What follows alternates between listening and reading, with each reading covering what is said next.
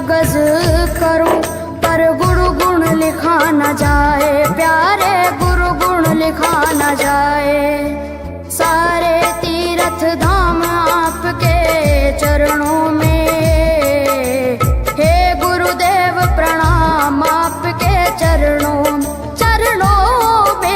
सारे तीर्थ धाम आपके चरणों में, हे गुरुदेव प्रणाम आपके चरणों में। मेरे बाबा है, मेरे बाबा, मेरे बाबा, मेरे बाबा, मेरे बाबा।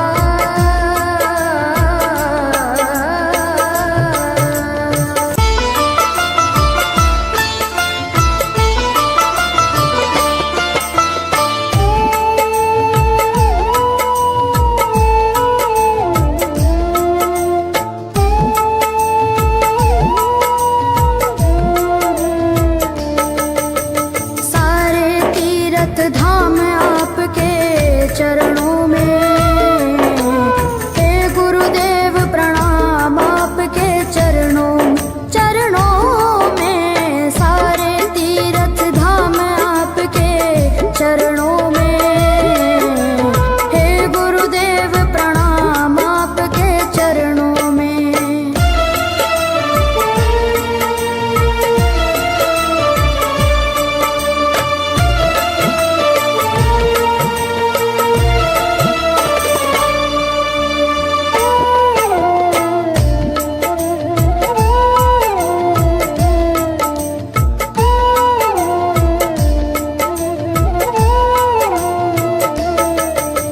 Hello hello hello. हृदय से माँ गौरी लक्ष्मी कंठ शारदा माता है। हृदय से माँ गौरी लक्ष्मी कंठ शारदा माता है। जो भी मुख से वचन लियो वो वचन सिद्ध हो जाता है, वचन सिद्ध हो जाता है। हे गुरु ब्रह्मा, हे महाविष्णु, हे गुरु ब्रह्मा, हे गुरु विष्णु, हे शंकर भगवान आपके चरणों में, हे गुरुदेव प्रणाम आपके चरणों में। चरणों में सारे तीर्थ धाम आपके चरणों में, हे गुरुदेव प्रणाम आपके चरणों में।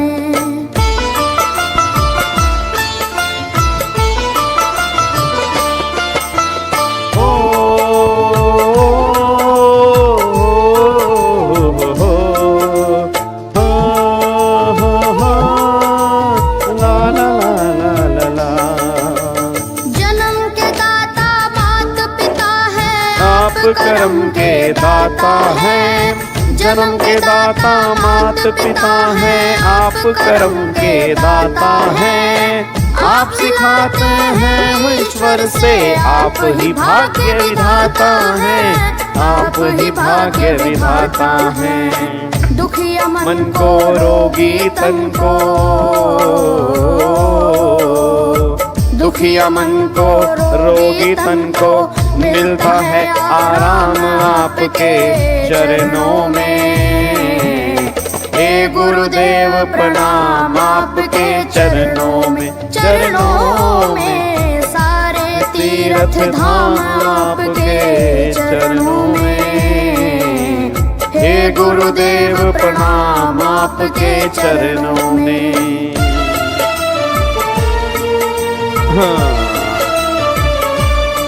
चलो, very good morning, good morning, good morning मेरे यारों, मेरे दिलदारों, मेरे भिंडी, मेरे शिमला मिर्च, मेरे बैंगनी कटहल कलर के बच्चों। Very good morning. क्या हाल चाल हैं आप सभी के?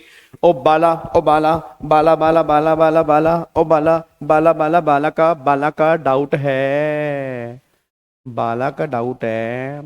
बाला को डाउट का रिप्लाई किया था बट बाला ने माना नहीं उसका रिप्लाई। बाला, ओ मेरे बाला, ओ मेरे नंद गोपाला, बाला सुन मेरी बात। जब हमसे क्वेश्चन पूछन लाग रहे हो, क्वेश्चन नंबर 37, अगर हमने वो क्वेश्चन ध्यान से पढ़ा है तो वो क्वेश्चन मेरे बच्चे पार्टनरशिप फॉर्म का है। और जो थम कहन लाग रहे हो ना कि 12% सरचार्ज क्यों लग गया है, वो 10 करोड़ के बाद लगा है, वो कंपनी वाले केस में होता है बाला। पार्टनरशिप फर्म वाले केस में क्या था, पार्टनरशिप फर्म वाले केस में एक बार नोट्स चेक करो क्या लिखा हुआ है। 1 करोड़ तक सरचार्ज नहीं लगता, फिर 1 करोड़ के बाद हमेशा 12% सरचार्ज ही लगता है। वहां पे कोई 7 या 12 दो रेट नहीं थे, वो सोसाइटी वाले केस में थे और डोमेस्टिक कंपनी वाले केस में थे। पार्टनरशिप फर्म में हमेशा 1 करोड़ के बाद 12% सरचार्ज है। इसलिए यहां पे आपकी इनकम जो 9 करोड़ रुपए की है, इसलिए 9 करोड़ रुपए की इनकम पर पहले टैक्स लगाया, फिर यहां पर 12% सरचार्ज एप्लीकेबल हुआ। बस ये पर ध्यान दो। सर क्वेश्चन नंबर 12 एक्सप्लेन कर दो, वो हम आज रात को एक्सप्लेन करेंगे। जो रात वाली क्लास का होमवर्क है वो हम रात में एक्सप्लेन करेंगे। पर अगर तुम रात को नहीं आए ना तो मैं महापाप लगेगा, मैं सही बता रहा हूं। एक दिन की एक्साइटमेंट मत करना, क्योंकि मैं आपको बता रहा हूं चैप्टर डे बाय डे हमारे लेवल बढ़ता रहेगा। आज हमारे रेजिडेंशियल स्टेटस वाले क्वेश्चन है, तो गलती से भी मिस मत कर देना, क्योंकि तुम सब जानते हो एग्जाम में रेजिडेंशियल स्टेटस में से क्वेश्चन बनता है। बाकी तुम्हारी मर्जी है, देखो सिंपल सी बात है, बाकी तुम्हारी मर्जी है। सर जीएसटी का क्वेश्चन बैंक कब तक आएगा? जीएसटी का क्वेश्चन बैंक और इनकम टैक्स की चार्ट बुक मैं रात तक उस लिंक में डाल दूंगा। उस इनकम टैक्स के क्वेश्चन बैंक में 1-2 पॉइंट हैं जो मेरे को सही अभी करने हैं, तो जैसे ही बनेगा दे दूंगा, टेंशन मत लो। उस लिंक में जैसे अपलोड होगा मैं तुम्हें बता दूंगा जी, ठीक है। चलो इसको लॉक कर सकते हैं। चलो अब एक बार सारे बच्चे फटाफट से यहाँ पे आओ जी। हेलो भाई साहब, इधर देखो ध्यान से। अब आज वाली क्लास में हमें क्या करना है? ऑब्वियस सी बात है, आज वाली क्लास में हमें रिवीजन करनी है पीजीबीपी की, जो हम रिवीजन कर रहे थे जी। हम रिवीजन कर रहे थे पीजीबीपी की, हम रिवीजन कर रहे थे, अगर आपको याद आ रहा हो। अब पीजीपी के अंदर अभी तक हमने क्या किया? सेक्शन नंबर 28 हमारा हो गया, सेक्शन नंबर 29 हमारा हो गया, उसके बाद 30 हम कर चुके हैं, 31 हम कर चुके हैं। आज वाली क्लास में जो हमें रिवीजन करनी है वो डेप्रीसिएशन वाला सेक्शन जो है 32, उसकी आज हमें रिवीजन करनी है। डेप्रीसिएशन वाले सेक्शन की आज हम रिवीजन करेंगे, बस ये पर ध्यान दो। बात मेरी समझ में आ रही है? अच्छा, आप में से कई बच्चे कह रहे हैं सर वो टीडीएस और टीसीएस वाला टॉपिक अगर हो सके तो लाइव करवा दो, तो टेंशन मत लो, मैं टीडीएस और टीसीएस का टॉपिक जो है वो लाइव ही ले लूंगा, तो मैं लाइव क्लास में ही समझा दूंगा, ठीक है ना। तो उसकी आप टेंशन मत लो, टीडीएस टीसीएस तुम्हें बहुत बढ़िया तरीके से मैं लाइव क्लास में करवा दूंगा। पूरी कोशिश करूंगा उस लाइव क्लास के अंदर तुम्हें टीडीएस टीसीएस का चैप्टर अच्छे तरीके से समझ में आ जाए, ठीक है। चलो अब एक बार बातचीत को इग्नोर करते हैं, अब हम यहाँ पे स्टार्ट कर रहे हैं आज वाली अपनी रिवीजन क्लास। अब सारे के सारे बच्चे यहाँ पे ध्यान दो। अब चैप्टर जो हमने स्टार्ट किया हुआ है, तो चैप्टर हमने स्टार्ट किया हुआ है पीजीपी का। अब पीजीपी के अंदर सेक्शन नंबर 28 हम यहाँ पे कर चुके हैं जी। पीजीपी के अंदर मेरे दोस्तों हम यहाँ पे सेक्शन नंबर 28 कर चुके हैं, 29 कर चुके हैं, 30 कर चुके हैं, 31 हम कर चुके हैं। उसके बाद एक्सप्लेनेशन 1 भी हमने यहाँ पे खत्म कर दिया। अब आज वाली क्लास में जो हमें डिस्कस करना है ना, वो सेक्शन डिस्कस करना है सेक्शन 32। अब ये सेक्शन 32 जो है ना डेप्रीसिएशन का, ये मोस्ट इंपॉर्टेंट सेक्शन है आपका इस चैप्टर में। रीजन क्योंकि डेप्रीसिएशन में से बहुत बार, इवन हर बार डेप्रीसिएशन में से क्वेश्चन बनता ही है। अब पहले ना एक बार सारे के सारे बच्चे यहाँ पे ध्यान देना, एक बार सारे के सारे बच्चे यहाँ पे ध्यान देना कि डेप्रीसिएशन का मतलब क्या होता है। पहले वो समझो कि डेप्रीसिएशन का मतलब क्या होता है। याद है आपको, मैंने रेगुलर बैच के अंदर कहा था कि जब भी कोई बिजनेसमैन खर्चा करता है तो वो खर्चे जो होते हैं ना, वो खर्चे उसके 2 तरह के होते हैं। एक तो खर्चा उसका होता है रिवेन्यू नेचर का, एक होता है कैपिटल नेचर का। सारे बच्चे बिल्कुल शांत हो जाएंगे आने वाला 1 घंटा, 1 घंटा यहाँ पे कोई बातचीत नहीं करेगा।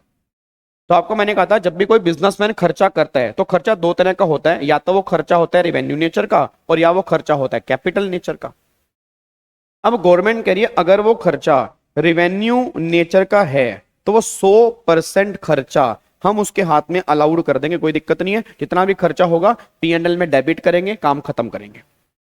बट अगर कोई खर्चा आपने कैपिटल नेचर का किया और वो तुम्हारे बिजनेस के लिए, तो ये खर्चा हम तुम्हें अलाउड करेंगे, बट एक साथ अलाउड नहीं करेंगे, इसको इंस्टॉलमेंट में अलाउड करेंगे और उस इंस्टॉलमेंट का नाम होगा डेप्रिसिएशन। मतलब गवर्नमेंट ने बोला कैपिटल खर्चा तुम्हें इनकम टैक्स में अलाउड किया जाएगा, but in the ratio of depreciation. मतलब जितना जितना डेप्रिसिएशन होगा हर साल तुम अपने पीएनएल में उतना उतना डेबिट करते रहना, बात खत्म जी। अब एक बच्चा ये बात कहता है सर एक बात मेरे को समझ नहीं आ रही, आपने बोला कि डेप्रिसिएशन की फॉर्म में अलाउड होगा और हर साल उतना उतना हम डेबिट करते रहेंगे, तो एक बात हमें समझ नहीं आ रही, गवर्नमेंट इंस्टॉलमेंट में क्यों दे रही है? जब गवर्नमेंट ने रेवेन्यू खर्चा सारा एक साथ अलाउड किया तो कैपिटल खर्चे वाले केस में गवर्नमेंट इंस्टॉलमेंट क्यों बना रही है? सिंपल सा रीजन है यार, एक बात मेरे को सोच के बताओ, जब भी तुम कोई कैपिटल खर्चा करते हो तो क्या उसका बेनिफिट तुम्हें एक साल मिलता है या आने वाले कई साल मिलता है? आने वाले कई साल मिलता है। जब बेनिफिट तुम्हें आने वाले कई साल मिलता है तो गवर्नमेंट डिडक्शन तुम्हें एक साल में कैसे अलाउड करेगी बताओ?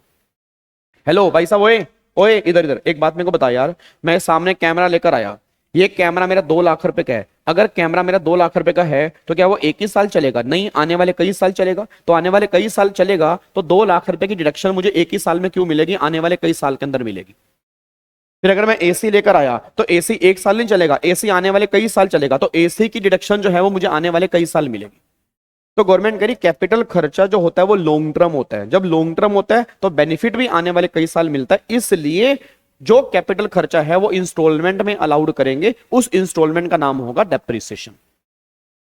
अब ये बात तो समझ में आ गई, रेवेन्यू खर्चा सारा मिलेगा और कैपिटल जो मिलेगा वो डेप्रिसिएशन की रेशो में मिलेगा। अब मुद्दा क्या है, डेप्रिसिएशन का सेक्शन है 32।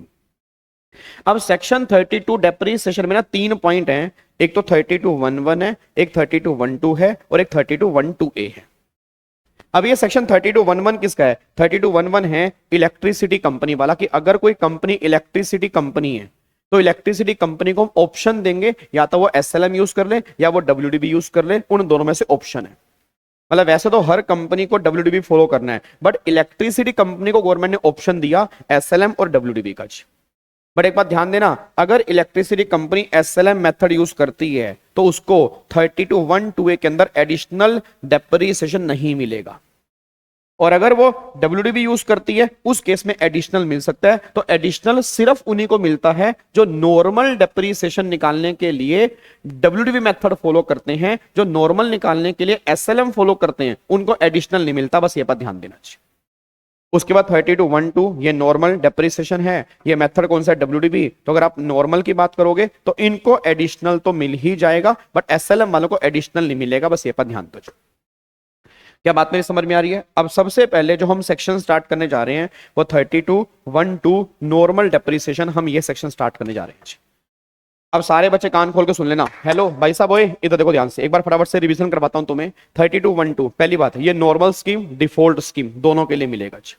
आपने नॉर्मल स्कीम ले रखी है, डिफॉल्ट स्कीम ले रखी है, दोनों को मिलेगा। दूसरी बात, हर असेसी को मिलेगा, इंडिविजुअल हो मिलेगा, एचएफ हो मिलेगा, कंपनी हो मिलेगा, फर्म हो मिलेगा। जो बंदा बिजनेस कैरी करेगा चाहे वो कोई भी है उसको नॉर्मल डेप्रिसिएशन वाला सेक्शन एप्लीकेबल हो जाएगा, कोई दिक्कत वाली बात नहीं। अब एक बच्चे के दिमाग में ना कई सारे क्वेश्चन आते हैं। अब एक सामने बच्चा बैठा है, ये सामने बच्चा है, तुम्हारी बात कर रहा हूं, तुम्हारी, हेलो ओए तुम्हारी बात कर रहा हूं। एक सामने बच्चा बैठा है, कह रहा है गाबा सर एक बात बताओ कि डेप्रिसिएशन किन एसेट्स पर मिलेगा, क्योंकि एसेट्स तो बहुत सारी होती हैं। अब किन एसेट्स पर मिलेगा, किस वैल्यू पर मिलेगा, किस रेट से मिलेगा, वो सारी की सारी बातें आपकी 32(1)(2) में कवर है। अब गवर्नमेंट कहती है जो डेप्रिसिएशन है वो टेंजिबल एसेट हो या इनटेंजिबल एसेट हो, दोनों एसेट पर मिलेगा। मतलब चाहे वो एसेट टेंजिबल हो चाहे वो इनटेंजिबल। टेंजिबल मतलब बिल्डिंग, मशीन, फर्नीचर मिलेगा। इनटेंजिबल मतलब गुडविल, गुडविल, गुडविल नहीं मिलेगा। मैं यही देखना चाहता कि तुम गुडविल बोलोगे नहीं बोलोगे, तुम नालायक बच्चे हो। याद करो, मैं तुम्हें पहले भी कई बार कह चुका हूं, गुडविल अब डेप्रिशिएबल एसेट नहीं है, गुडविल यहां से बाहर निकाल दी है। फिर इनटेंजिबल में क्या आएगा? पेटेंट, ट्रेडमार्क, कॉपीराइट, इन सब पर 25% के रेट से इनटेंजिबल एसेट पे मिलेगा डेप्रिसिएशन। तो गलती से यहां पे गुडविल मत कर देना, गुडविल का ट्रीटमेंट कैपिटल गेन के चैप्टर में है। अब गुडविल एक डेप्रिशिएबल एसेट नहीं है फॉर इनकम टैक्स पर्पस, इसलिए गुडविल पर you can not claim depreciation, बस ये पर ध्यान दो। तो टेंजिबल इनटेंजिबल दोनों पर मिलेगा। किसको मिलेगा? ओनर को मिलेगा। इट मींस ऑब्वियस सी बात है ओनर को मिलेगा। अच्छा, अगर कोई पर्सन बेनिफिशियल ओनर भी है तो भी क्लेम कर सकता है। अब ये बेनिफिशियल ओनर का मतलब क्या होता है? बेनिफिशियल ओनर का मतलब होता है, जैसे मान लो सामने एक बच्चा बैठा है, बच्चा कह रहा है सर मेरे पापा का ना स्कूल है। मैं कहा ठीक है। सर मेरे पापा स्कूल के लिए ना स्कूल की बसेस लेकर आए। मैं कहा ठीक है। सर उन बसेस को हमने यूज करना स्टार्ट कर दिया, मैं कहा ठीक है। सर उन बसेस की पेमेंट भी हमने कर दी, मैं कहा ठीक है। सर उन बसेस की डिलीवरी भी हो गई है, मैं कहा ठीक है। सर बट प्रॉब्लम पता क्या है, बस मेरे पापा के नाम पे ट्रांसफर नहीं हुई। उस सामने वाले बंदे ने बोला 1-2 महीने लगेंगे, हम ट्रांसफर कर देंगे, बस मेरे पापा के नाम पे ट्रांसफर नहीं हुई। तो गवर्नमेंट ने कहा कोई बात नहीं, डिलीवरी हो गई ना, पेमेंट हो गई ना, यूज हो रहे ना, तुम इसके बेनिफिशियल ओनर हो। सिर्फ तुम्हारे नाम पे ट्रांसफर होना ही तो रह गया, बाकी सब कुछ तो हो गया, तो तुम इसके बेनिफिशियल ओनर हो, यू कैन क्लेम डेप्रिसिएशन, कोई दिक्कत वाली बात नहीं है। गवर्नमेंट ये बात कहना चाह रही है। तो डेप्रिसिएशन ओनर और बेनिफिशियल ओनर जो है वो दोनों को मिलेगा। फिर ओनर चाहे होली हो चाहे पार्टली हो, कोई दिक्कत वाली बात नहीं है। होली मतलब अगर वो एक ओनर है, पार्टली मतलब अगर वो 4 ओनर हैं तो वो क्लेम कर सकता है। उसके बाद फिर यूज करना पड़ेगा बिजनेस प्रोफेशन के लिए। तुम सब जानते हो अगर बिजनेस में यूज करूंगा तो मिलेगा, पर्सनल यूज करूंगा तो नहीं मिलेगा। तो यूज करना जरूरी है, मतलब रेडी टू यूज से नहीं मिलेगा, पुट टू यूज से मिलेगा, बस ये पर ध्यान दो। तो ऑलवेज ये बात ध्यान देना कि इनकम टैक्स में डेप्रिसिएशन जो है वो ऑलवेज पुट टू यूज से मिलता है, मतलब जिस ईयर में पुट टू यूज करेंगे उस ईयर से डेप्रिसिएशन मिलेगा, बस ये पर ध्यान दो। आगे देखो फिर, और आपको क्लेम करना मैंडेटरी है। किस वैल्यू पर मिलेगा, डब्ल्यूडीपी पर मिलेगा। किस मेथड से मिलेगा, डब्ल्यूडीपी मेथड से मिलेगा। और ये डब्ल्यूडीपी किसकी होगी, ब्लॉक ऑफ एसेट की। अब यहाँ पे कोई सामने बच्चा बैठा है जो पहले पढ़ रखा है पीजीपी, अब मेरे को बताओ कि ब्लॉक ऑफ एसेट का मतलब क्या होता है।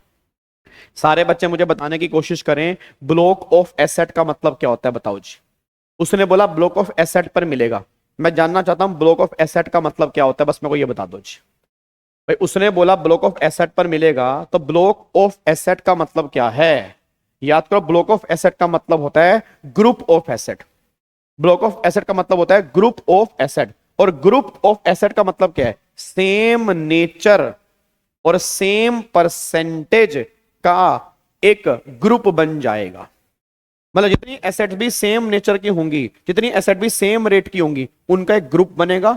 उस ग्रुप की जो डब्ल्यूडीवी होगी उस पे क्लेम करेंगे डेप्रिसिएशन, बस ये पर ध्यान दो। तो क्रक्स ये निकल के आ रहा है, गवर्नमेंट कहना चाह रही है same nature and same percentage का एक ग्रुप बन जाएगा, तो ब्लॉक ऑफ एसेट के बेस पे हम डेप्रिसिएशन जो है वो अलाउड करेंगे, बस ये पर ध्यान दो। तो इनकम टैक्स में हम सिंगल एसेट मेथड फॉलो नहीं करते, इनकम टैक्स में हम block of asset method follow करते हैं। तो ब्लॉक ऑफ एसेट की जो डब्ल्यूडीवी होती है उस डब्ल्यूडीवी पर हम क्लेम करते हैं डेप्रिसिएशन, हम सिंगल एसेट के बेस पे क्लेम नहीं करते, बस ये पर ध्यान दो। सर आप हमें एग्जांपल दे सकते हो, एक नहीं मल्टीपल एग्जांपल तुम्हें इसी नोट्स में नीचे दिए हुए हैं जी, आपको मैं दिखाता हूं अभी। अच्छा रेट कौन से होंगे, रेट तुम्हें इनकम टैक्स रूल्स में दिए होंगे जी। अब अगले पॉइंट पर आओ, देखो जी यहाँ पे डेप्रिसिएशन क्या है, कैपिटल खर्चे को अलाउड करवाने का तरीका है, सिंपल सी बात है। Tangible building, plant machinery, furniture. Land यहाँ पे कवर नहीं होगी क्योंकि लैंड डेप्रिशिएबल नहीं होती। इनटेंजिबल में patent, trademark, licence etcetera, goodwill यहाँ पे कवर नहीं होगी, चाहे नई हो चाहे वो पुरानी हो, ओल्ड पर तो मिलेगा। उसके बाद ओन्ड में एक्चुअल और बेनिफिशियल और डीम्ड ओनर सारे आएंगे। होली और पार्टली का मतलब एक ओनर है, मोर देन वन ओनर है, वो अपने अपने हिस्से पर क्लेम कर सकते हैं। यूज का मतलब एक्चुअल, पुट टू यूज पर मिलेगा, रेडी टू यूज से नहीं मिलेगा। उसके बाद फिर आपको जो मिलेगा वो कब यूज करना है, बिजनेस और प्रोफेशन के लिए यूज करना है। फिर शैल बी अलाउड, क्लेम करना मैंडेटरी है। फिर डब्ल्यूडीवी पर मिलेगा, डब्ल्यूडीवी मेथड से मिलेगा। और फिर block of asset, depreciation can be claim on WDV of block of asset, not single asset. और फिर रेट कहां पे होंगे, रूल्स में होंगे। ये सारे पॉइंट्स आपके यहाँ पे निकल के आ रहे हैं। तो सारे बच्चे बस इतनी सी बात ध्यान देना कि जब भी हम डेप्रिसिएशन निकालेंगे तो जो हमारी ब्लॉक ऑफ एसेट है उसकी डब्ल्यूडीवी जो है उस पर हम ऑलवेज डेप्रिसिएशन जो है वो क्लेम करेंगे, बस ये पर ध्यान दो। अब यहाँ पे कई पॉइंट्स निकल के आ रहे हैं, छोटे छोटे पॉइंट्स हैं, एक बार देखते हैं। सबसे पहला पॉइंट मेरे को सारे बच्चे बताओ, हेलो ओए ओए चिंटू हेलो, इधर देखो ध्यान से, मेरे को सारे के सारे बच्चे आंसर देंगे कि जो स्टैंड बाय मशीनरी होती है, बताओ स्टैंड बाय मशीनरी का मतलब क्या होता है कि अगर मेन मशीनरी खराब हो गई तो स्टैंड बाय मशीनरी को हम यूज करेंगे। तो गवर्नमेंट ने कहा जो स्टैंड बाय मशीनरी है ना उस पे तुम डेप्रिसिएशन क्लेम कर सकते हो, कोई दिक्कत वाली बात नहीं है। तो स्टैंड बाय मशीनरी पे डेप्रिसिएशन जो है वो क्लेम करना अलाउड है। ठीक है जी, डन। क्या बात मेरी समझ में आ रही है, क्या बात मेरी समझ में आ रही है, फटाफट से बताओ अगले पॉइंट। फिर उसके बाद लीज वाले केस में लेसर को मिलेगा, लेसी को नहीं मिलेगा। मैं दोबारा बोलूंगा, लीज वाले केस में, हेलो भाई साहब इधर, लीज वाले केस में लेसर को मिलेगा, लेसी को नहीं मिलेगा। Lessee can not claim depreciation, but हाँ लेसी अगर दूसरे की बिल्डिंग पर कैपिटल खर्चा कर देगी तो लेसी के लिए वो डीम्ड बिल्डिंग मान के डेप्रिसिएशन जो है वो अलाउड कर देंगे। आगे देखो, हायर परचेस वाले केस में हायर परचेजर जो होगा, जिसने परचेस की है, वो क्लेम करेगा। अब यहां पे आओ, देखो जी मेथड ऑफ डेप्रिसिएशन। तो पावर जनरेशन वाले केस में एसएलएम और डब्ल्यूडीवी दोनों में, और अदर कंपनी वाले केस में सिर्फ डब्ल्यूडीवी है, बस ये पर ध्यान देना चाहिए। उसके बाद देखो फिर आगे, सिस्टम एसएलएम मेथड है, डब्ल्यूडीवी है। एसएलएम में सिंगल एसेट होता है और डब्ल्यूडीवी के अंदर क्या होता है, ब्लॉक ऑफ एसेट होता है। अब ब्लॉक ऑफ एसेट का मतलब क्या होता है? Block of asset means a group of asset having same nature and same rate of depreciation. तो ब्लॉक ऑफ एसेट का मतलब होता है same nature and same percentage का एक ग्रुप बन जाएगा, इसको ब्लॉक ऑफ एसेट बोलते हैं। बस ये पर ध्यान दो। अब मेरे को बताना एग्जांपल देखो जी, क्या एग्जांपल तुम्हारे पल्ले पड़ रहा है? एक बार चेक करना, सारे बच्चे मेरे को एग्जांपल देख के बताएं क्या एग्जांपल तुम्हारे पल्ले पड़ रहा है। वीजी के पास 3 मशीन है, 2 बिल्डिंग है। 3 मशीन में 2 मशीन अलग है, 1 मशीन अलग है। 2 मशीन पे 15% रेट है, 1 मशीन पे 40% है, और 2 बिल्डिंग पे 10% है। बताओ कितने ब्लॉक बनेंगे जी? सारे बच्चे मुझे फटाफट से बताओ कितने ब्लॉक बनेंगे यहाँ पे, जल्दी बता दो फटाफट से, कितने ब्लॉक बनेंगे जी? ब्लॉक बोलो, ब्लॉक कितने बनेंगे? 3 ब्लॉक बनेंगे। माना 2 एसेट हैं, बट आप अगर चेक करोगे 2 एसेट तो हैं, बट रेट ऑफ डेप्रिसिएशन जो है वो यहाँ पे 3 है, तो 3 ब्लॉक यहां पर बनेंगे, block 1, block 2, block 3।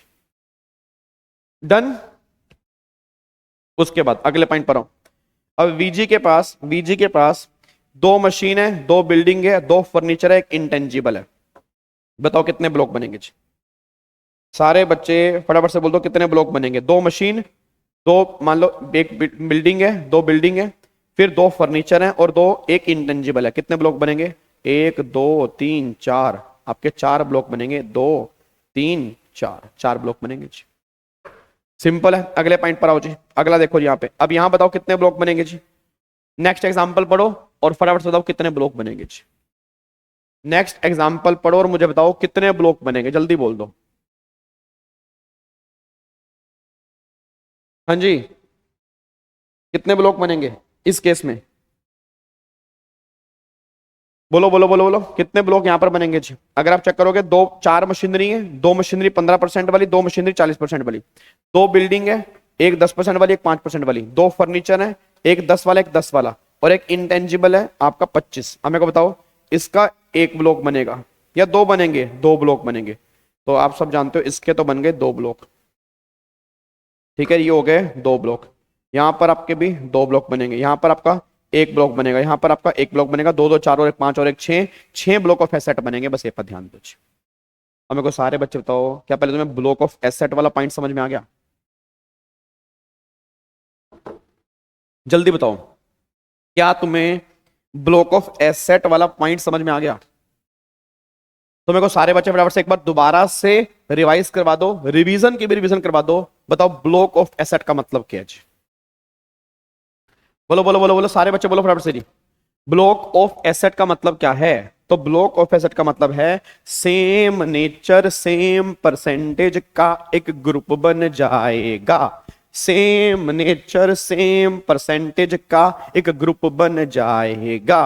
Same nature same percentage का एक ग्रुप बन जाएगा। क्या बात मेरे समझ में आ रही है? Same nature and same percentage का एक ग्रुप बन जाएगा, उसको ब्लॉक ऑफ एसेट बोलते हैं। तो ये हमारा ब्लॉक ऑफ एसेट है। अच्छा अब यहां पे आओ, एक बात मेरे को बताना, आपसे एक बात पूछूं। मेरे को ना बहुत जोर से क्वेश्चन आ रहा है, आप मेरे को बता सकते हो? मेरे को ना बहुत जोर से एक क्वेश्चन आ रहा है। तो मेरे को बहुत जोर से क्वेश्चन क्या आ रहा है? मेरे को बहुत जोर से ये क्वेश्चन आ रहा है कि इनकम टैक्स में कितने हेड होते हैं? बताओ जल्दी बताओ, इनकम टैक्स में कितने हेड होते हैं? 5 हेड होते हैं। अच्छा उसमें जनरल हेड कौन सा होता है? जनरल। बताओ उसमें जनरल हेड कौन सा होता है? जनरल कौन सा होता है? Other source. बाकी 4 हेड जो हैं वो स्पेसिफिक हैं और अदर सोर्स जो है वो जनरल है। अब एक बात मेरे को बताना, आज बिजनेस में मशीनें कितनी होती हैं? बताओ। अगर मैं तुमसे बात करूं बिजनेस में मशीनें कितनी होती हैं, तो बहुत सारी मशीनें होती हैं, दुनिया जहान की मशीनें होती हैं। ये फैन भी एक मशीन है, ये स्क्रीन भी एक मशीन है, ये कैमरा भी एक मशीन है, ये अपना राइटिंग पैड भी एक मशीन है, ये फॉर एग्जांपल मेरे पास आईपैड है, आईपैड भी एक मशीन है, अपना एसी भी एक मशीन है, लाइट मतलब ये सारी की सारी मशीनें ही तो हैं। तो मुद्दा ही निकल के आ रहा है बहुत सारी होती हैं, बट गवर्नमेंट ने कहा जी एसेट्स बहुत सारी होती हैं, बट हम इसको डिवाइड करेंगे टोटल मिला के दो क्लास, टेंजिबल इंटेंजिबल, फिर 3 चीजों में डिवाइड करेंगे, बिल्डिंग, फर्नीचर, प्लांट मशीनरी और इंटेंजिबल। मतलब जो भी तुम्हें अब एसेट परचेज करनी है वो इसी में एंट्री लेंगी।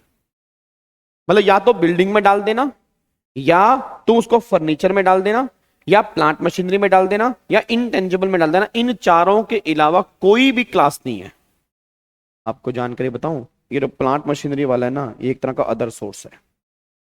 आप सिंपल सी बात देख लो, क्या तुम बिल्डिंग वाली कैटेगरी में कवर हो रहे हो? नहीं हो रहे। क्या तुम फर्नीचर वाली कैटेगरी में हो रहे हो? नहीं हो रहे। तो फिर 100% आप प्लांट मशीनरी वाली कैटेगरी में कवर हो सकते हो। आपको बताऊंगा मैं आगे के, प्लांट मशीनरी के अंदर इवन बुक्स होती है ना, बुक्स, गवर्नमेंट कह रही बुक्स भी प्लांट की डेफिनेशन में कवर है, बुक्स पर भी मिलता है डेप्रिसिएशन। तो ये जो प्लांट मशीनरी है ना, ये एक जनरल हेड है। गवर्नमेंट कह रही जो यहां नहीं आया वो सब प्लांट मशीनरी के अंदर आ सकता है, बस ये पर ध्यान देना चाहिए। बाकी आगे जाके हम पढ़ेंगे तो और अच्छे से क्लैरिटी मिलेगी, बट अभी ध्यान देना 4 क्लास ऑफ एसेट होती हैं, बिल्डिंग, फर्नीचर, प्लांट मशीनरी और इंटेंजिबल, ये 4 क्लास ऑफ एसेट्स हैं। अब उसके बाद हमें यहां पे याद करने हैं रेट ऑफ डेप्रिसिएशन, ये हमें याद करने हैं। मैं तुम्हें बता दूं ये रेट हमें याद करने हैं। अब मैं तुम्हें रेट याद करवाने की ना कोशिश करता हूं। पहले मेरे को बताओ कितनी क्लास है, सारे बच्चे बताओ कितनी क्लास है, क्लास कितनी है, बोल दो क्लास कितनी है। क्लास 4 क्लास है। कितनी क्लास है? नहीं 4 क्लास है। बताओ कौन कौन सी है? पहला बिल्डिंग, दूसरा दूसरा बोलो, दूसरा फर्नीचर, तीसरा प्लांट एंड मशीनरी, और चौथा कौन सा हो गया, फोर्थ कौन सा हो गया, इंटेंजिबल। तो बिल्डिंग में ध्यान रखना, बिल्डिंग में गवर्नमेंट कह रही 3 रेट है। बिल्डिंग में एक रेट तो जनरल रेट है, और जनरल रेट जो है वो 10% है। और फिर अगर कोई बिल्डिंग मेनली रेजिडेंशियल पर्पस के लिए है, बट उसमें तुम कमर्शियल एक्टिविटी कर रहे हो, यू कैन क्लेम डेप्रिसिएशन 5%। मतलब अगर बिल्डिंग का यूज मेनली जो है वो रेजिडेंशियल पर्पस के लिए है, बट यूज तुम कमर्शियल कर रहे हो, तो रेट 5% है। और अगर अदर बिल्डिंग है, अगर अदर बिल्डिंग है, हेलो भाई साहब, ओए, अगर अदर बिल्डिंग है तो रेट 10% है। और फिर गवर्नमेंट कह रही है जो टेम्परेरी स्ट्रक्चर होता है, वुडन स्ट्रक्चर जो होता है, रेट वहां पे 40%। ये बिल्डिंग में 3 रेट है। उसके बाद फर्नीचर में रेट फिक्स है जी, फर्नीचर में 10% का रेट है। फिर प्लांट मशीनरी में ध्यान रखना, प्लांट मशीनरी वाले केस में जनरल रेट जो है वो 15% है। जनरल 15 है, इट मीन अगर मशीन के बारे में कुछ नहीं कहा होगा तो रेट 15% है। और बाकी लाइफ सेविंग मेडिकल इक्विपमेंट 40%। उसके बाद computer including computer software, UPS printer 40%। Books owned वाले एसएससी 40%। एरोप्लेन्स वाले केस में 40%। Pollution control equipment 40%। विंडमिल वाले केस में 40%। ई व्हीकल वाले केस में 40%। बाकी शिप, वेसल और स्पीड बोट वाले केस में 20%। अब मेरे को सारे बच्चे बताओ, आप मशीन वाले केस में बस 2 रेट याद कर लो। हेलो चिंटू, ओए ढोकले, हेलो ओए नालायक, 2 रेट याद कर लो, 20 और 20 वाला, और एक तो 20 वाला रेट याद कर लो, और एक 15% वाला रेट याद कर लो। बाकी सब केस में 40 है जी। आप चेक करो, मशीन वाले ऑलमोस्ट केस में 40 है, बस यहाँ पे 20 है, और यहाँ पे गवर्नमेंट ने 15% का रखा है, बाकी सब केस में 40 ही है जी। डन, क्या इसको लॉक कर दें जी? चलो अब यहाँ पे देखो जी, अब यहाँ पे आ जाओ। अब यहाँ पे ये पॉइंट थोड़ा सा इंपॉर्टेंट है, एक बार पढ़ोगे इस पॉइंट को और मुझे बताना, यहां से लेके यहां तक पढ़ो और मुझे बताओ इसमें क्या लिखा है जी। सारे बच्चे बताओ, 2 मिनट का टाइम दे रहा हूं, आप स्टार्टिंग से लेके एंड तक पढ़ो और मुझे बताओ क्या लिखा है उसमें जी। बताओ क्या लिखा है, सोच के बताओ, सोच के बताना इस लाइन का मतलब क्या है, कि ये लाइन कहना क्या चाह रही है, कहना क्या चाहते हो, ये लाइन आपको बतानी है।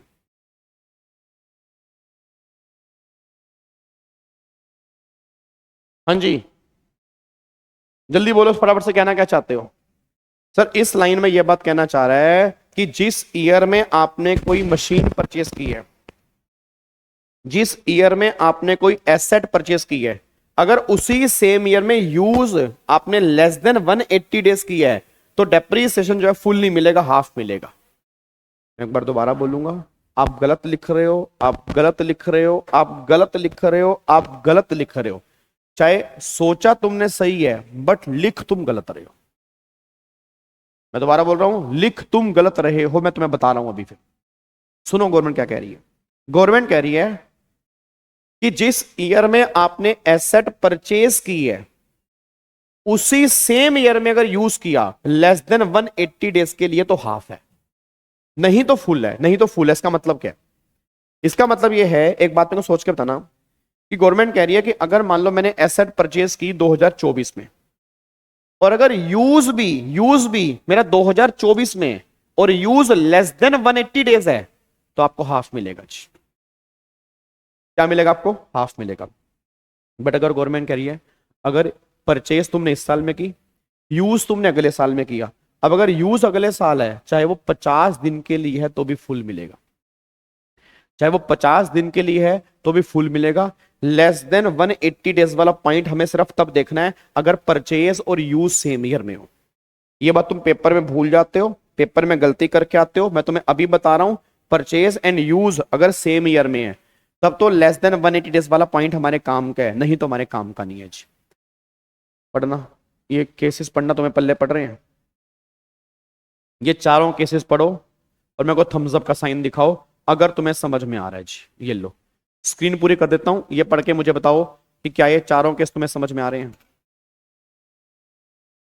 सारे बच्चे बताओ, क्या ये चारों केस तुम्हें समझ में आ रहे हैं? जल्दी पढ़ो, ध्यान से पढ़ना बिल्कुल।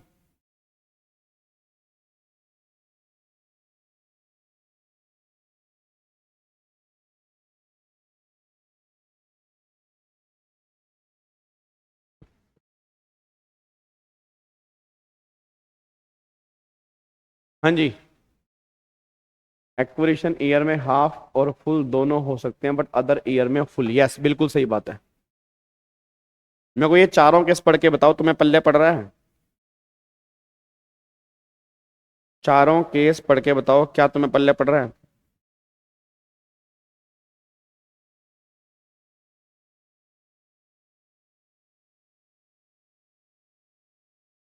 बोलो, डन। अगर एग्जैक्ट 180 है तो भी फुल मिलेगा जी। लेस देन चेक करना है, लेस देन 180 डेज है तो हाफ मिलेगा। मैं दोबारा बोल दूं, लेस देन 180 डेज है तो हाफ मिलेगा, नहीं तो आपका फुल मिलेगा। ऑलवेज ये पर ध्यान देना जी।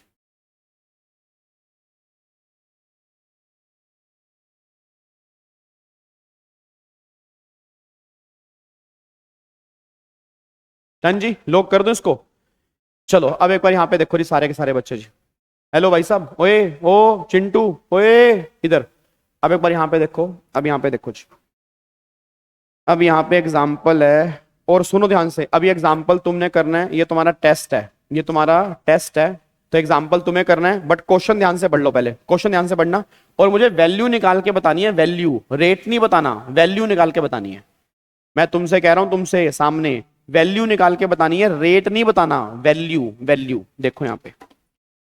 मिस्टर वीजी ने एक मशीन परचेज की है 15 अप्रैल 24 को, 15 अप्रैल 24 को, 40 लाख की। रेट 15% है। आपको डेप्रीसिएशन निकालना है, प्रीवियस 24-25 एंड 25-26 का।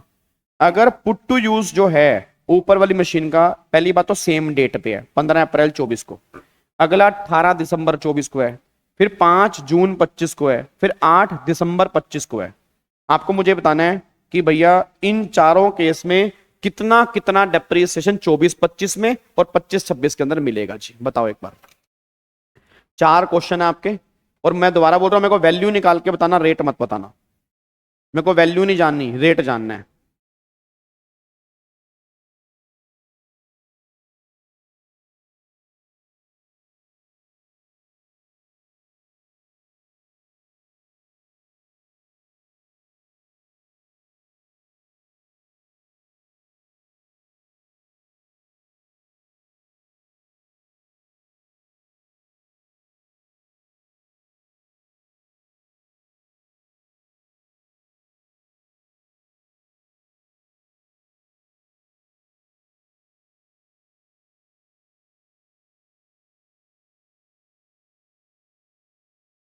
भाई हाफ फुल नहीं यार, फिर वही हरकतें कर रहे हो, हाफ फुल हाफ फुल। मेरे को वैल्यू बताओ ना, हाफ फुल नहीं पूछ रहा मैं, वो तो मुझे ही पता है, मेरे को वैल्यू बताओ।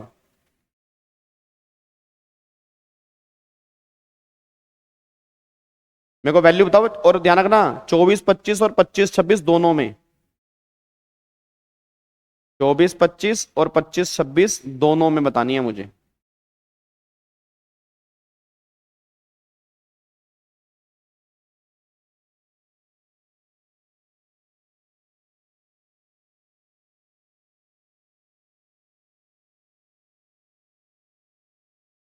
हाँ जी,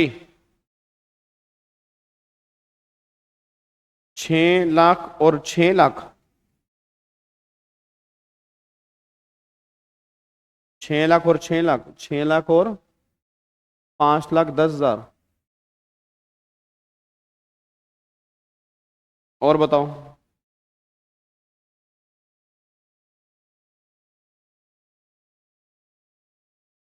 चलो जी, इधर देखो ध्यान से, इधर देखो, इधर देखो ध्यान से, नालायक को तुम गलत निकाल रहे हो। एक बात मेरे को बताओ यार, यहाँ पे एक बार चेक करना। देखो 24-25 में पहले साल में 6 लाख मिलेगा, फिर 5-10 मिलेगा। महान नालायक बच्चे हैं, यहाँ पे भी कह रहे 6 लाख, यहाँ पे भी कह रहे 6 लाख। तुम एसएलएम मेथड फॉलो कर रहे हो क्या?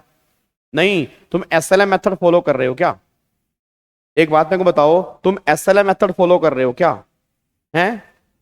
दोनों में जो 6-6 लाख रुपए दे रहे हो, तुम एसएलएम मेथड फॉलो कर रहे हो। इनकम टैक्स में कौन सा मेथड फॉलो करते हैं? डब्ल्यूडीबी। जब डब्ल्यूडीबी मेथड फॉलो करते हैं तो दोनों में 6-6 लाख रुपए कैसा आ रहा है भाई? फिर वही नालायकों वाली बातें कर रहे हो। पहले यहां पे मिलेगा 6 लाख, फिर उसके बाद 40 लाख में से माइनस करोगे, फिर जो बैलेंस वैल्यू आएगी उसका 15% निकालोगे, तो यहाँ पे फिर 5-6 नहीं आएगा, 5-10 आएगा जी।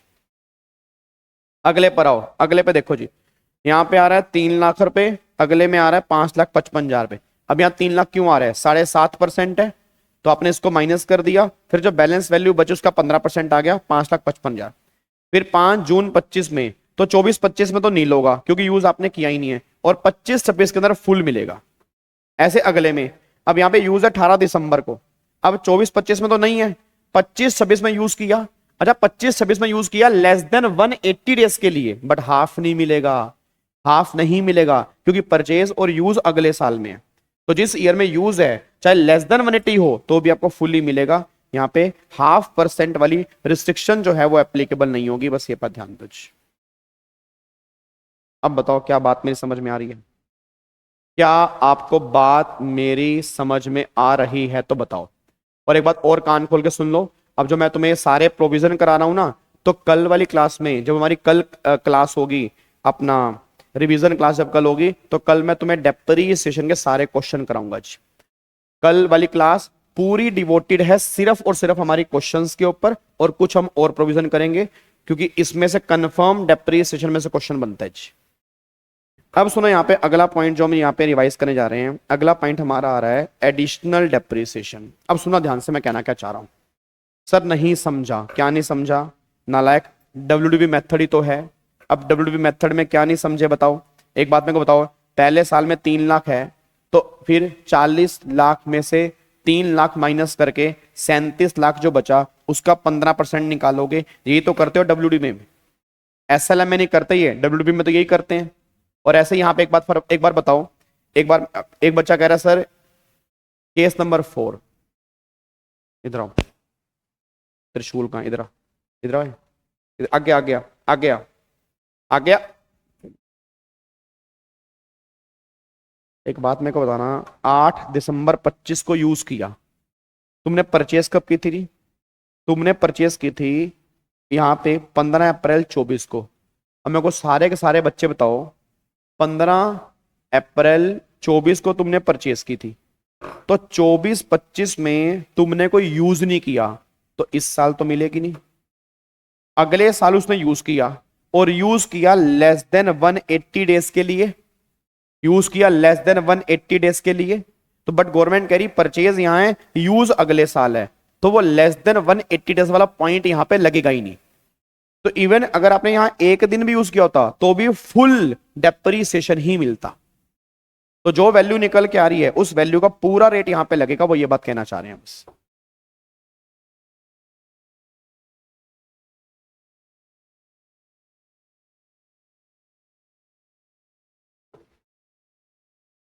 डन? क्या पल्ले पड़ गया तुम्हारे? क्या आप तुम्हारे पल्ले पड़ गया? जल्दी बताओ फटाफट से, कोई दिक्कत तो नहीं है? पक्का ना? चलो अब अगले पॉइंट पर आओ। अब अगला पॉइंट यहां पे है, अगला पॉइंट यहां पे है एडिशनल डेप्रिसिएशन।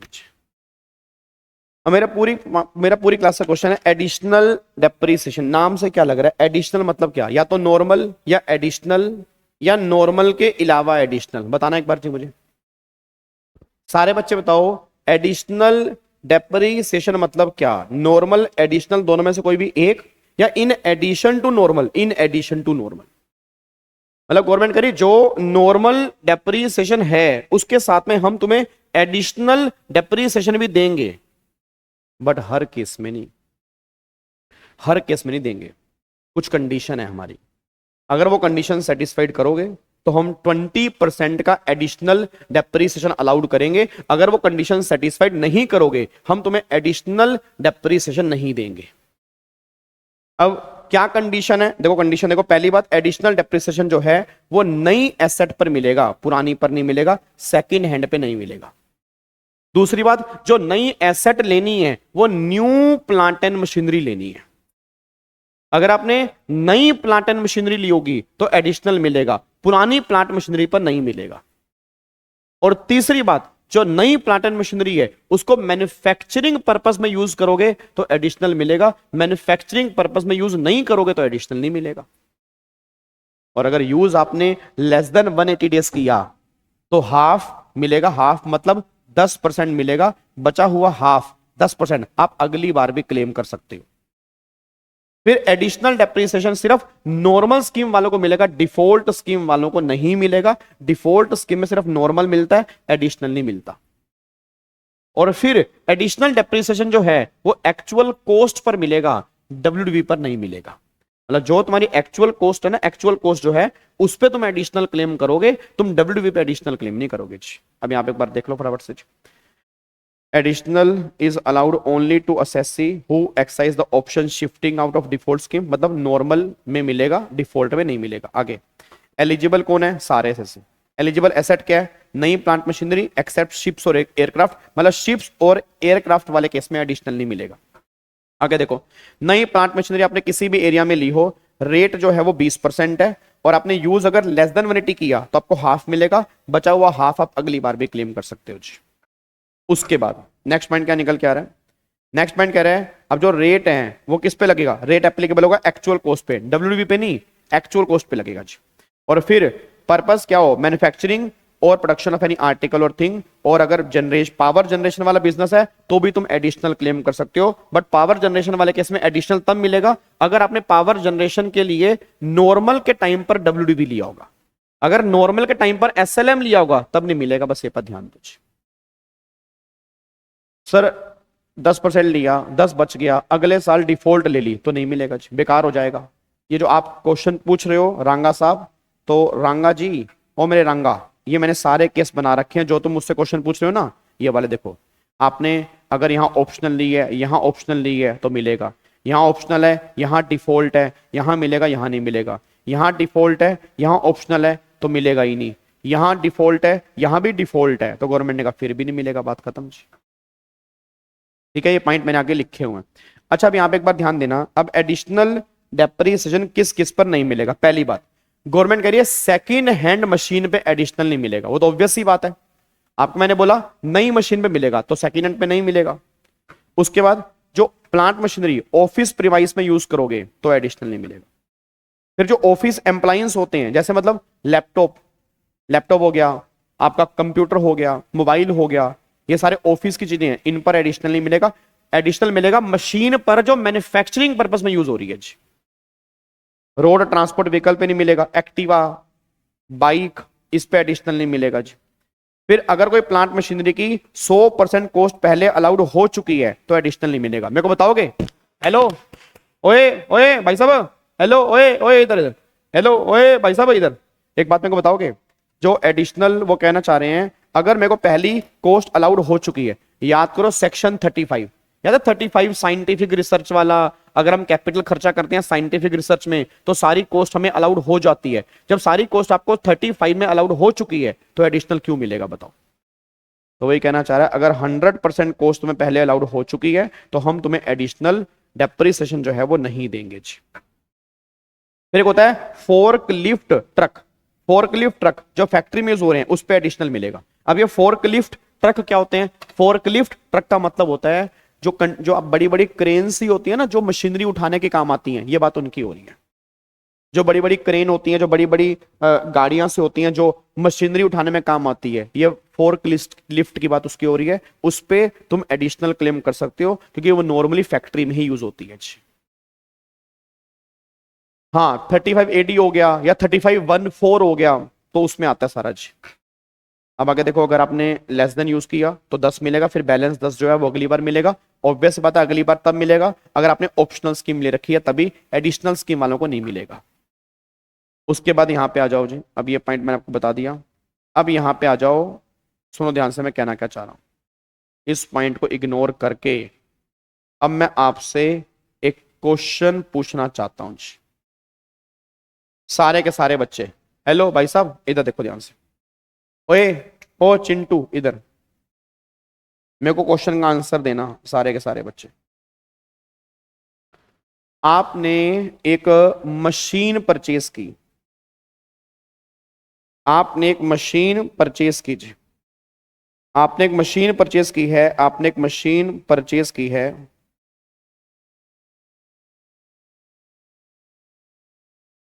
और ये न्यू मशीन है, न्यू नई मशीन परचेज की आपने 40 लाख रुपए की। On 25 November 2024 and put to use on same date. आपने एक नई मशीन परचेज की 40 लाख की 25 नवंबर 24 को, और पुट टू यूज है सेम डेट पे, सेम डेट पे। नॉर्मल डेप्रिसिएशन, एडिशनल डेप्रिसिएशन, और अगले साल नॉर्मल डेप्रिसिएशन, एडिशनल डेप्रिसिएशन। ये क्वेश्चन आपके सामने है। रेट ऑफ डेप्रिसिएशन जो है वो 15% है। मेरे को सारे बच्चे बताना 24-25 में मिलेगा या नहीं मिलेगा, मिलेगा तो कितना मिलेगा, 25-26 में कितना मिलेगा ये बता दो जी बस। अब बताओ सारे बच्चे बताओ फटाफट से जी।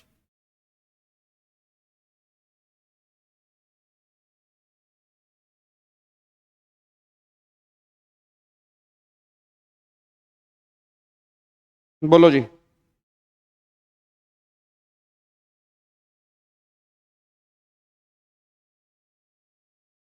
बोलो वैल्यू बताना, वैल्यू।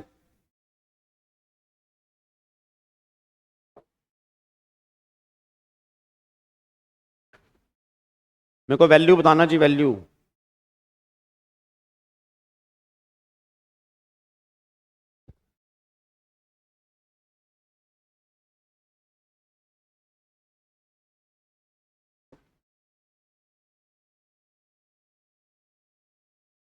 वैल्यू बताओ मेरे को। हाफ फुल नहीं मिलेगा, हाफ ने फुल छोड़ो, वैल्यू बताओ कितनी वैल्यू का मिलेगा।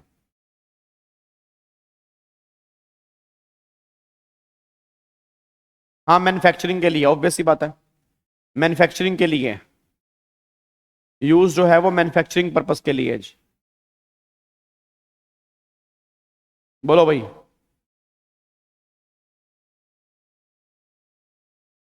चलो इधर देखो ध्यान से जी, इधर देखो ध्यान से। अब वैसे मैंने देख लिया आप में से कई बच्चे भाई बिल्कुल ही ऐसी बात कर रहे हैं, बड़ा दिल को चोट पहुंच रही है। एक बात मेरे को बताओ, नॉर्मल आपने यूज किया लेस देन 180। अब अगर यूज आपका लेस देन 180 है तो नॉर्मल हाफ मिलेगा। 40 लाख का 7.5% कितना मिलेगा, 3 लाख रुपए नॉर्मल मिलेगा। एडिशनल कितना मिलेगा, 10% मिलेगा। किसका, एक्चुअल कॉस्ट का मिलेगा, वो कितना हो गया, 4 लाख रुपए, ये एडिशनल हो गया। फिर अगली बार जो नॉर्मल मिलेगा, अब नॉर्मल गलती से 40 लाख का मत निकाल देना, 40 लाख में से ये दोनों डेप्रीसिएशन माइनस होने के बाद फिर जो डब्ल्यूडीवी बचेगी उस पर मुझे नॉर्मल मिलेगा, उस पर मुझे क्या मिलेगा, नॉर्मल मिलेगा। तो 40 लाख में से 40 लाख में से 3 लाख माइनस करो, 4 लाख माइनस करो, तो 33 लाख पर जो मिलेगा वो 15% मिलेगा जी। अब 33 लाख पर जो मिलेगा वो मिलेगा 15%, तो ये मिल गया 4,95,000। ये बात ध्यान देना जी। अब ये 495 कैसे आ रहा है? क्योंकि नॉर्मल मिलता है डब्ल्यूडीबी पर। अब नॉर्मल मिलेगा डब्ल्यूडीबी। डब्ल्यूडीबी कैसे निकलती है? कॉस्ट माइनस में डेप्रिसिएशन। डेप्रिसिएशन मतलब नॉर्मल एडिशनल दोनों, चाहे वो नॉर्मल हो चाहे वो एडिशनल हो, डजंट मैटर ना। अब एक बताओ, कॉस्ट में से मैंने ये माइनस कर दिया तो बैलेंस मेरी डब्ल्यूडीबी आ गई, और उस डब्ल्यूडीबी पर मैं क्या क्लेम करूंगा? डेप्रिसिएशन। अब ये थोड़ा कहोगे नॉर्मल होगा एडिशनल नहीं होगा, डेप्रिसिएशन दोनों ही है, चाहे वो नॉर्मल हो चाहे वो एडिशनल हो। तो सिंपल सी बात यहां पे निकल के आ रही है कि 40 लाख में से अगर मैंने यहां पे 7 लाख रुपए माइनस किए तो बैलेंस बचा मेरा 15%, तो 4,95,000। अच्छा, अब एडिशनल कितना मिलेगा? अब सारे बच्चे बोलो एडिशनल कितना मिलेगा? एडिशनल डब्ल्यूडीबी का नहीं मिलेगा, एडिशनल कॉस्ट का ही मिलेगा। तो इसका 10% हो गया यहां पे 4 लाख रुपए। बट वो ऑब्वियस सी बात है, मैंने इस साल भी नॉर्मल स्कीम ली हो तो मुझे एडिशनल मिलेगा, नहीं तो मुझे नहीं मिलेगा जी। क्या बात मेरी समझ में आ रही है? अब मेरे को सारे बच्चे बताओ, कोई दिक्कत तो नहीं है? पक्का पक्का इस पॉइंट को हम लॉक कर सकते हैं जी। डन। सारे बच्चे एक बार थम्स अप दिखा दो, क्या तुम्हें पॉइंट समझ में आ गया? क्या आपको ये वाला पॉइंट समझ में आ गया? पक्का। चलो अब आगे बढ़ते हैं जी। इसके हम कल क्वेश्चन करेंगे, ध्यान रखना जी, इसके हम कल क्वेश्चन करेंगे जी। सर ऐड 2 लाख मिलेगा ना? 2 लाख क्यों मिलेगा भाई? क्या हो गया? 2 लाख क्यों मिलेगा? तुम्हारी कॉस्ट कितनी है? तुम्हारी कॉस्ट यहां पर कितनी है? तुम्हारी कॉस्ट जो है वो नई मशीन की कितनी है? 40 लाख। तो 40 लाख अगर बात करता हूं, 40 लाख का 10%, इसका 10%, 2 लाख कैसे आ गया जी? हाँ, एडिशनल हर बार कॉस्ट पे ही लेना है, एडिशनल सेम रहेगा। मैं दोबारा बोलूंगा, एडिशनल सेम रहेगा। 20% क्यों मिलेगा यार? नालायक। यूज लेस देन 180 है, 25 नवंबर 24 से लेकर 31 मार्च 25 तक। तो एक बात मेरे को बताओ, लेस देन 180 है, तब जब यूज लेस देन 180 है तो हाफ मिलेगा ना। यूज लेस देन 180 है तो हाफ मिलेगा, सिंपल सी बात है भाई। अब तुम ना मार खाने वाले काम कर रहे हो सुजीत, मैं तुम्हारी बात कर रहा हूं। 25-26 में एडिशनल पूरा मिलेगा भाई। एडिशनल एक ही बार मिलता है बस, एडिशनल एक ही बार मिलता है जिस शेयर में पुट टू यूज करते हो, टोटल 20%। और अगर 20 नहीं मिल रहा तो बचा हुआ 10 अगली बार मिलता है। हर बार 20 नहीं मिलता, वो नॉर्मल हर बार मिलता है, एडिशनल हर बार नहीं मिलता। नालायक। आगे बढ़ो जी। अब यहाँ पे एक पॉइंट हम यहाँ पे और चेक कर रहे हैं, उसके बाद ये पॉइंट मैंने आपको बता दिया जी, ठीक है। ये पॉइंट हमने यहाँ पे डिस्कस कर लिया। अब यहाँ पे डब्ल्यूडीबी कैसे निकालते हैं? तो आपको डब्ल्यूडीबी कैसे निकालते हैं? डब्ल्यूडीबी निकालने का तरीका सिंपल है। डब्ल्यूडीबी निकालने का तरीका जो है वो सिंपल है। तो डब्ल्यूडीबी कैसे निकलती है? ओपनिंग प्लस में परचेज माइनस में सेल। तो ये डब्ल्यूडीबी आगे बिफोर डेप्रिसिएशन, फिर इसमें से डेप्रिसिएशन माइनस करोगे तो आपकी डब्ल्यूडीबी आफ्टर डेप्रिसिएशन आ गई। सर ये आप हमें क्यों बता रहे हो? ये मैं तुम्हें इसलिए बता रहा हूं, कल जब हम प्रैक्टिकल क्वेश्चन करेंगे ना, प्रैक्टिकल, ये उसके अंदर मेरी काम आएगी। तो फिर मैं तुमसे बोलूंगा डब्ल्यूडीबी, तुम भूल जाओगे। तो भी याद रख लो डब्ल्यूडीबी कैसे निकलती है? ओपनिंग प्लस में परचेज माइनस में सेल, मेरी डब्ल्यूडीबी है, फिर माइनस करूंगा डेप्रिसिएशन, फिर आएगी डब्ल्यूडीबी आफ्टर डेप्रिसिएशन। बस ये पर ध्यान दो। एडिशनल डेप्रिसिएशन भी 180 डेज लेस देन यूज है ना? हाँ, तो एडिशनल अगर लेस देन 180 है तभी तो मैंने हाफ दिया, 10% दिया जी। अगले पॉइंट पर आओ जी। एक्चुअल कॉस्ट किसे कहते हैं? एक्चुअल कॉस्ट का मतलब एक बात तो, एक्चुअल कॉस्ट का मतलब क्या है? जितने की भी आपने एसेट परचेज की है वो तुम्हारी एक्चुअल कॉस्ट है। अब यहाँ पे ना बस ये पॉइंट ध्यान देने वाला है, अगर आपने एसेट परचेज की है 10,000 तक तो पेमेंट जैसे मर्जी कर सकते हो। मैं दोबारा बोलूंगा, अगर आपने एसेट परचेज की है और आपने 10,000 तक एसेट परचेज की है, कोई दिक्कत वाली बात नहीं, परचेज कर सकते हो। बट अगर तुम एसेट परचेज कर रहे हो और 10,000 से ज्यादा की है तो गवर्नमेंट करी अकाउंट पे चेक, अकाउंट पे ड्राफ्ट या ऑनलाइन पेमेंट करना, नहीं तो वो तुम्हारी कॉस्ट का पार्टी नहीं बनेगी और you can not claim depreciation. अब एक बात मैं तुमसे जानना चाहता हूं, ये जो सामने एक बच्चा बैठा, तुम्हारी बात करता हूं। हेलो तुम, अगर मैं अपने बिजनेस के लिए एसी लेकर आया, एसी 40,000 रुपए का है। अब सारे बच्चे बोला एसी 40,000 रुपए का है, मैंने पेमेंट कर दी कैश में, तो ये 40,000 मेरी कॉस्ट का पार्टी नहीं बनेंगे, I can not claim depreciation. 10,000 तक कैश अलाउड है, 10,000 से ऊपर जाते गवर्नमेंट करी कैश अलाउड नहीं है। अगर तुम पेमेंट कैश में कर रहे हो तो सारी पेमेंट तुम्हारी डिस अलाउड है, उस पर तुम डेप्रिसिएशन क्लेम नहीं कर पाओगे। सर पेमेंट फिर कैसे करनी है? अकाउंट पे चेक से करनी है। अकाउंट पे ड्राफ्ट से करनी है या ऑनलाइन मोड से करनी है। अब मैं तुम्हें दिखाता हूं, देखो यहाँ पे इधर देखो ध्यान से। आपने एक मशीन परचेस की 8,000 रुपए की, कैश में अलाउड है, यू कैन क्लेम डेप्रिसिएशन। आपने एक मशीन परचेस की 20,000 रुपए की, 10,000 कैश में, 10,000 अकाउंट पे चेक, अलाउड है, कोई दिक्कत वाली बात नहीं है, 10,000 तक कैश दे सकते हो। मशीन परचेस की 10,000 में, कैश में, कोई दिक्कत नहीं, अलाउड है। मशीन परचेस की 20,000 पे कैश में, ये अलाउड नहीं है, तो पूरे के पूरे 20,000 पर you can not claim depreciation. ये नहीं कि 10 पे क्लेम करूंगा और 10 के ऊपर क्लेम नहीं करूंगा, नहीं, अगर 10 से ऊपर कैश है तो सारा का सारा यहां से बाहर है। फिर मशीन परचेस की 30,000 रुपए की एनईएफटी ऑनलाइन तो अलाउड है। मशीन परचेस की 40,000, 8,000 कैश, 32,000 अकाउंट पे चेक, तो डेप्रिसिएशन जो है वो अलाउड, कवर हो जाएगा, कोई दिक्कत वाली बात नहीं है, क्योंकि 8,000 कैश है, अलाउड है 10,000 तक, और 32,000 पे अकाउंट पे चेक से। उसके बाद मशीन परचेस की आपने 1,00,000 रुपए की, 11,000 कैश और 89,000 अकाउंट पे चेक, तो 11,000 पे तो क्लेम नहीं करोगे, ओनली 89,000 पे यू कैन क्लेम डेप्रिसिएशन, बस ये पर ध्यान दो। अब मेरे को बताओ कोई दिक्कत तो नहीं है, बोलो। ठीक है ना, तो ध्यान रखना थोड़ा बहुत कि जो कैपिटल एसेट लेनी है वो 10,000 तक तुम खर्च सकते हो। 10,000 के बाद फिर तुम्हें अकाउंट पे चेक से, अकाउंट पे ड्राफ्ट से या ऑनलाइन पेमेंट करनी पड़ेगी, तभी वो तुम्हारी कॉस्ट का पार्ट बनेगी, नहीं तो नहीं बनेगी। अब यहां पे आ जाओ, लास्ट सेक्शन आज की क्लास का जो मैं रिवीजन करवाने जा रहा हूं, फिर डेप्रिसिएशन वाला कॉन्सेप्ट मोटा मोटा खत्म हो जाएगा। फिर उसके कल वाली क्लास में मैं तुम्हें क्वेश्चंस कराऊंगा, और तुम्हें कल बहुत मजा आने वाला है। आज रात को तो मजा आने ही वाला है, कल तुम्हें रिवीजन क्लास के अंदर और मजा आने वाला है, क्योंकि जब हम इसके क्वेश्चन करेंगे। सर ये तो पूरा डिसअलाउड होगा लास्ट में, पूरा कहां पे जी? फोर्थ का है, फोर्थ में मशीन परचेस की 20,000 कैश, तो 10,000 से ऊपर कैश है तो सारा ही डिसअलाउड है ना, नो डेप्रिसिएशन पूरे 20,000 पे। सर लास्ट वाला क्या कह रहे हो? लास्ट वाले में क्या है? लास्ट वाले में 1,00,000 है, 11 कैश है, 89 अकाउंट पे है, तो 11 पर नहीं मिलेगा, 89 पे मिल जाएगा जी, 89 अलाउड है। अच्छा अब सुनो ध्यान से, मैं कहना क्या चाह रहा हूं, एक बात मेरे को सोच के बताना।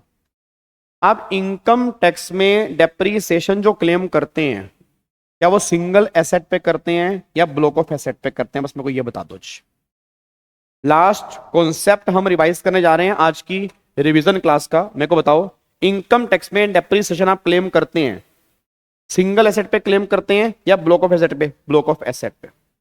और ब्लॉक ऑफ एसेट का मतलब क्या होता है? Group of asset, group of asset, same nature same percentage का एक ग्रुप बन जाएगा, उसके बेस पे क्लेम करोगे डेप्रिसिएशन। ठीक है, अब सारे बच्चे यहां पे कान खोल के सुन लेना चाहिए। मेरे पास ना ये मान लो एक ये ब्लॉक है और ये है block of machine, block of machine है। इस मशीन में, ब्लॉक ऑफ मशीन का मतलब इस ब्लॉक में सारी मशीन होंगी, M1 M2 M3 M4, ये 4 मशीन है। उस पूरे ब्लॉक की जो ओपनिंग WDV निकल के आ रही है वो मान लो वो 40 लाख आ रही है, 40 लाख रुपए। अच्छा एक बात मेरे को बताओ कि अगर पूरे ब्लॉक की WDV 40 लाख रुपए, इसका मतलब क्या है कि 40 लाख मुझे गवर्नमेंट से लेने हैं, 40 लाख मुझे गवर्नमेंट से लेने हैं। M5 आपने नई एसेट परचेस कर ली, मान लो 25 अप्रैल 24 को 2 लाख रुपए की। अब जब 2 लाख रुपए की मैंने M5 नई परचेस की 2 लाख रुपए की, इसका मतलब क्या है कि अब मुझे गवर्नमेंट से 42 लाख रुपए लेने हैं, 40 लाख पहले के, 2 लाख अलग, 42 लाख मुझे गवर्नमेंट से लेने हैं। फिर मैंने क्या किया, इस ब्लॉक में से ना 2 एसेट सेल कर दी। अब मैं एक बात जानना चाह रहा हूं, अगर मैंने ब्लॉक में से 2 एसेट बेच दी हैं, और मान लो बेची मैंने है पहले केस में 25 लाख की बेची है, तो सारे बच्चे बताना 17 लाख रुपए जो मेरा बैलेंस बचेगा, क्या ये मेरा लॉस आ गया या मेरी बचे हुए ब्लॉक की WDV आ गई? मेरे को सारे बच्चे बस ये बता दो जी। भाई 4 एसेट थी ब्लॉक में, वैल्यू थी 40 लाख, एक नई एसेट ली 20 लाख, 2 लाख की 42 लाख हो गया, 25 लाख की 2 एसेट बेच दी, तो ये जो 17 लाख बचा ये लॉस है या बैलेंस ब्लॉक की WDV है? सारे बच्चे बोलो, ये लॉस है, बैलेंस ब्लॉक की WDV है? बैलेंस ब्लॉक की WDV है। याद करो मैंने तुम्हें क्लास में क्या कहा था, हेलो तुम्हारी बात कर रहा हूं, याद करो मैंने तुम्हें क्लास में क्या कहा था, याद है? अगर पिक्चर बाकी है तो, हो, अगर पिक्चर बाकी है तो, अगर पिक्चर बाकी है तो मतलब ब्लॉक तुम्हारा भी बचा हुआ है, और जब तक तुम्हारा ब्लॉक बचा है तो लॉस कभी आ ही नहीं सकता, क्योंकि लॉस तब आता है जब पूरा ब्लॉक बिक जाता है। अच्छा, अगर मान लो ये दो एसेट मैंने बेची, फॉर एग्जाम्पल दो एसेट मैंने बेच दी मान लो 45 लाख की। अब मेरे को सारे बच्चे मतलब दो एसेट मैंने बेची 45 की, तो 42 यहां पे क्या था, ओपनिंग प्लस में परचेस 42। अब मैंने बेची 45 की और यहां पे वैल्यू है 42, तो 3 लाख रुपए मेरा शॉर्ट टर्म कैपिटल गेन आएगा जी। याद है मैंने आपको क्या करा था रेगुलर बैच के अंदर कि जितनी भी डेप्रिशिएबल एसेट होती हैं तो डेप्रिशिएबल एसेट की सेल पे always short term capital gain आता है, क्योंकि गवर्नमेंट कहती है डेप्रिशिएबल एसेट पे हम होल्डिंग पीरियड चेक ही नहीं करते, जो भी तुम्हारा गेन होगा वो शॉर्ट टर्म गेन होगा। सर इस केस में फिर डब्ल्यूडीबी क्या होगी, डब्ल्यूडीबी आपकी नील हो गई। आपने 42 लाख लेने थे, आपको 45 लाख रिकवर हो गए, 3 लाख रुपए कैपिटल गेन हो गया और डब्ल्यूडीबी नील हो गई। अब नील होते ही you can not claim depreciation. मैं बस एक बात जानना चाह रहा हूं, अगर पिक्चर बाकी है तो, अगर तुम्हारा ब्लॉक बचा है तो या तो भाई डब्ल्यूडीबी आएगी या तुम्हारा शॉर्ट टर्म कैपिटल गेन आएगा, लॉस कभी भी नहीं आ सकता, क्योंकि जब तक तुम सारी की सारी एसेट नहीं बेचोगे ना, जब तक तुम सारी एसेट नहीं बेचोगे तब तक तुम्हारा लॉस नहीं आएगा। तो ऑलवेज ये बात ध्यान देना कि अगर पिक्चर बाकी है तो, मतलब एग्जाम में कोई ऐसा क्वेश्चन आ गया, कल मैं तुम्हें क्वेश्चन दूंगा ऐसे वाला, तुम ये देखना उसमें ब्लॉक खत्म हो चुका है या ब्लॉक पड़ा है। अगर ब्लॉक बचा है तो जो तुम्हारी वैल्यू बच रही है, अगर वो वैल्यू ऊपर वाली वैल्यू ज्यादा है और सेल प्राइस कम है तो वो डब्ल्यूडीबी है, उस पर तुम क्लेम करोगे डेप्रिसिएशन। और अगर वो प्राइस ज्यादा है उससे तो फिर कैपिटल गेन आएगा और डब्ल्यूडीबी आपकी नील आएगी। अच्छा, अगर मान लो मैं यहां पे दो एसेट के बजाय सारी एसेट सेल कर दूं, तो गवर्नमेंट ने कहा अगर पिक्चर खत्म हो चुकी है, तुमने सारा ब्लॉक ही सेल कर दिया, तो भाई फिर या तो गेन आएगा या लॉस आएगा, डब्ल्यूडीबी वहां पे एग्जिस्ट ही नहीं करेगी। डब्ल्यूडीबी वहां पे एग्जिस्ट ही नहीं करेगी अगर पिक्चर खत्म ही हो चुकी है। तो मतलब अगर तुम्हारा सारा ब्लॉक बिक चुका है तो फिर भैया गेन या लॉस है, डब्ल्यूडीबी वहां पे नहीं आएगी, बस ये पर ध्यान दीजिए। तो दो बातें आपको दिमाग में लेके चलनी है। सारे बच्चे इधर देखो ध्यान से। हेलो, कल जब मैं इसके प्रैक्टिकल क्वेश्चन कराऊंगा ना, फिर मत पूछना है कॉन्सेप्ट हमने कब किया था, मैं तुम्हारी बात कर रहा हूं, तुम्हारी बात। हेलो, तुम जो उधर देख रहे हो, इधर देखो ध्यान से। इनकम टैक्स में डेप्रिसिएशन क्लेम करते हो ब्लॉक ऑफ एसेट पे। ब्लॉक ऑफ एसेट में दो केस होते हैं, या तो ब्लॉक बचा होता है या ब्लॉक खत्म हो जाता है। अगर ब्लॉक बचा है मतलब आपने अभी ब्लॉक में से सारी एसेट नहीं बेची है, कुछ एसेट बची हुई हैं। ब्लॉक खत्म होने का मतलब क्या है, आपने सारी एसेट बेच दी है। तो गवर्नमेंट कहती है अगर पिक्चर बाकी है तो, मतलब तुम्हारा ब्लॉक बचा है, अगर पिक्चर बाकी है तो या तो गेन आएगा या डब्ल्यूडीबी आएगी, लॉस कभी भी नहीं आएगा, लॉस कभी भी नहीं आएगा। अगर पिक्चर खत्म हो चुकी है तो, अगर पिक्चर खत्म हो चुकी है तो या तो गेन आएगा या लॉस आएगा, डब्ल्यूडीबी कभी भी नहीं आएगी। अब डब्ल्यूडीबी क्यों नहीं आएगी बताओ? जब मैंने ब्लॉक की सारी एसेट बेच दी तो ब्लॉक खत्म हो गया, जब ब्लॉक खत्म हो गया तो डब्ल्यूडीबी क्यों आएगी? क्योंकि डब्ल्यूडीबी ब्लॉक की निकलती है, और जब ब्लॉक ही नहीं है तो डब्ल्यूडीबी आएगी कैसे? क्या बात मेरे समझ में आ रही है? तो आपको मैं दिखाता हूं, यहां पे देखो जी। तो यहाँ पे ये हमारा सेक्शन 50 है। अभी एग्जाम्पल मैंने दिया हुआ है, एक बार आप घर जाके इसको रीड कर सकते हो इस एग्जाम्पल को। और देखो लास्ट में क्रक्स क्या है, अगर पिक्चर बाकी है तो या तो गेन आएगा या डब्ल्यूडीबी आएगी, लॉस कभी भी नहीं आएगा अगर पिक्चर बाकी है।